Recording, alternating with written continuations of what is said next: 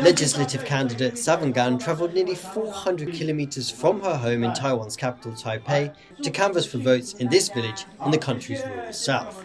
She's running for one of 6 special seats in the legislature reserved for the country's indigenous people. 当然啦，尤其是我这次是年轻的无党参选人，所以你要跑全国的那个选区的范围啊，跟那个就我们的选区跟总统的选区一样大。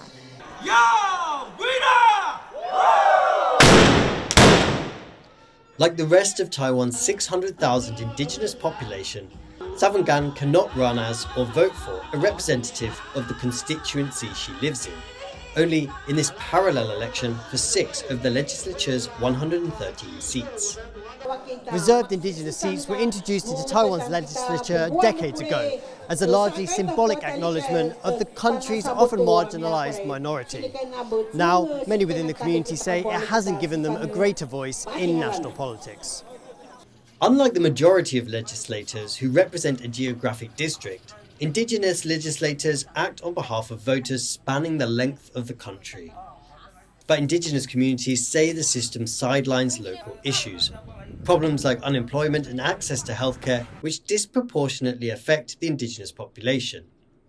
所以形成感觉好像，有的时候会感觉不是很完美、很完整。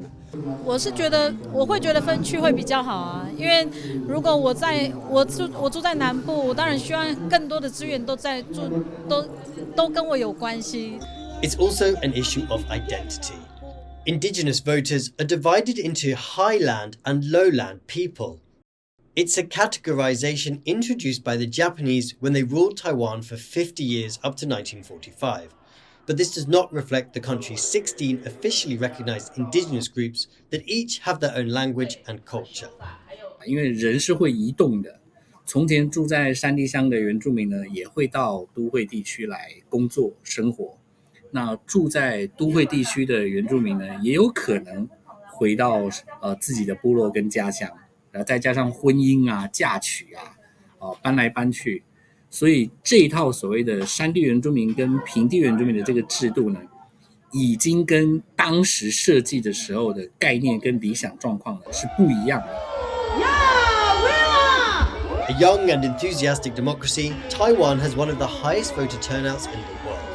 But Indigenous candidates like Savangan feel they are contending with an outdated and imperfect system as they struggle to increase their voice in national politics. John Su and Rick Glauert for TaiwanPlus.